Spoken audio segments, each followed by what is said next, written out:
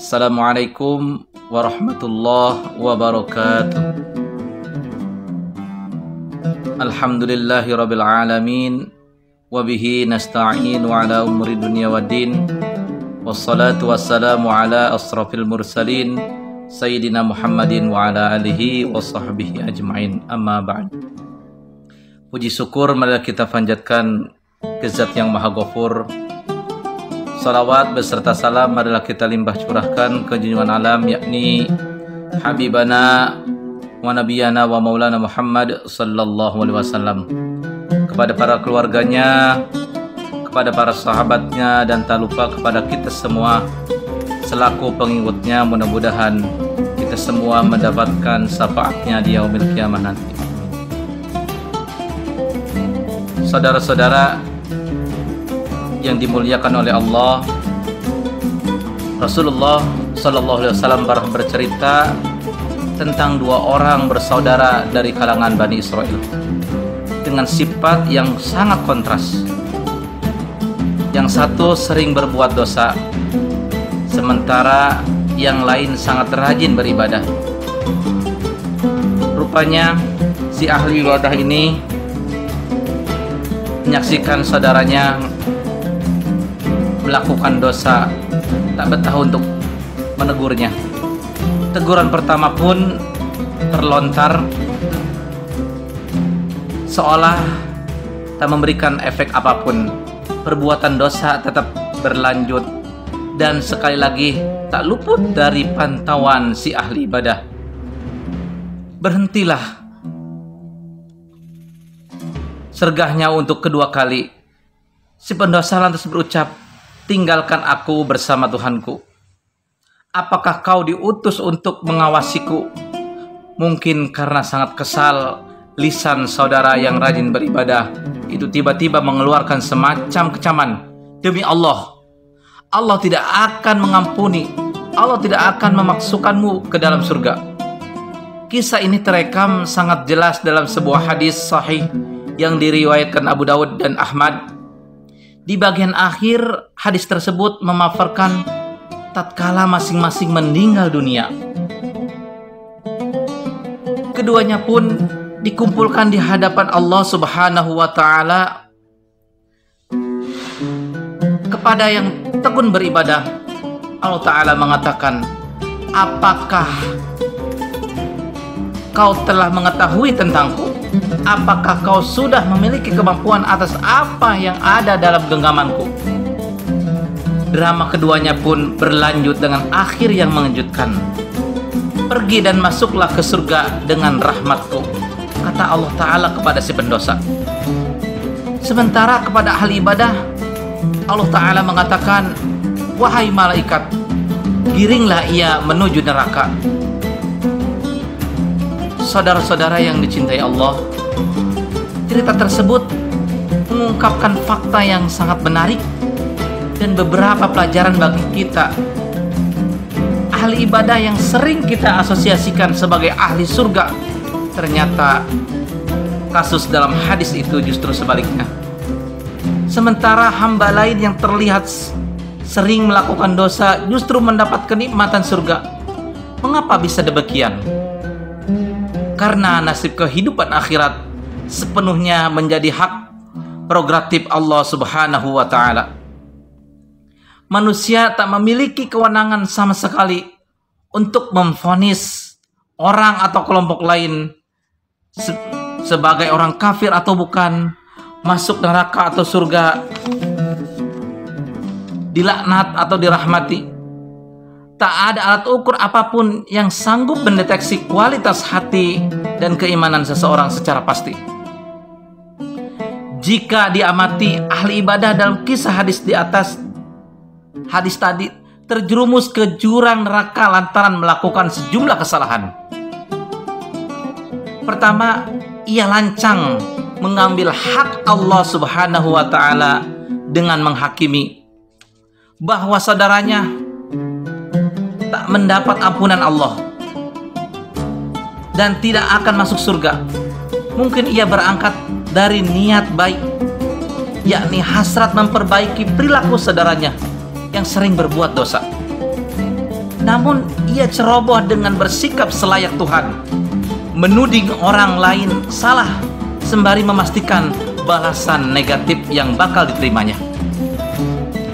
Dalam konteks etika dakwah, si ahli ibadah sedang melakukan perbuatan di luar batas wewenangnya sebagai pengajak atau dai.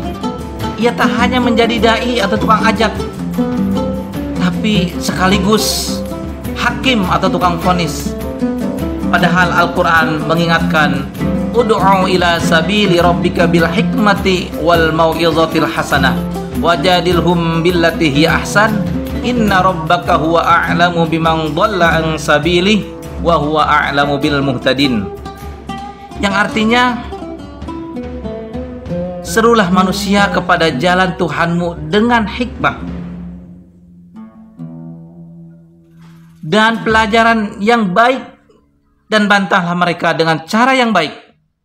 Sesungguhnya Tuhanmu dialah yang lebih mengetahui tentang siapa yang tersesat dari jalannya, dan dialah yang lebih mengetahui orang-orang yang mendapat petunjuk. Ayat ini tak hanya berpesan tentang keharusan seseorang untuk berdakwah secara arif dan santun, melainkan menegaskan pula bahwa tugas seseorang hamba kepada hamba lainnya adalah sebatas mengajak atau menyampaikan. Mengajak tak sama dengan mendesak. Mengajak juga bukanlah melarang atau menyuruh. Mengajak adalah meminta orang lain mengikuti kebaikan atau kebenaran yang kita yakini dengan cara memotivasi, mempersuasif, sembari menunjukkan alasan-alasan yang meyakinkan. Urusan apakah ajakan itu diikuti atau tidak, kita serahkan sepenuhnya kepada Allah Subhanahu wa Ta'ala. Saudara-saudaraku, kesalahan kedua yang dilakukan ahli ibadah dalam kisah tersebut adalah ia terlena terhadap prestasi ibadah yang ia raih. Hal itu dibuktikan dengan kesibukannya untuk mengawasi dan menilai perilaku orang lain ketimbang dirinya sendiri. Dalam tingkat yang lebih parah, sikap macam ini dapat membawa seseorang pada salah satu akhlak tercela bernama tajassus, yakni gemar mencari kesalahan orang lain. Apalagi bila orang menjadi sasaran belum tentu benar-benar berbuat salah. Seringkali lantaran kesalahpahaman dan perkara teknis, sebuah perbuatan secara sekilas pandang tampak salah, padahal tidak. Disinilah pentingnya tabayun atau klarifikasi dalam ajaran Islam. Tentu saja memperbanyak ibadah dan meyakini kebenaran adalah hal yang utama, tapi menjadi keliru tatkala sikap tersebut dihinggapi ujub atau bangga diri. Ujub merupakan penyakit hati yang cukup kronis. Ia bersembunyi di balik kelebihan-kelebihan diri, kemudian pelan-pelan menggerogoti. Bisa saja seseorang selamat dari perbuatan dosa, tapi ia kemudian terjerumus ke dalam jurang yang lebih dalam, yakni ujub. Mesti diingat, menghindari perbuatan dosa memang hal yang amat penting. Tapi yang lebih penting lagi bagi seseorang yang terbebas dari dosa adalah menghindari sifat bangga diri.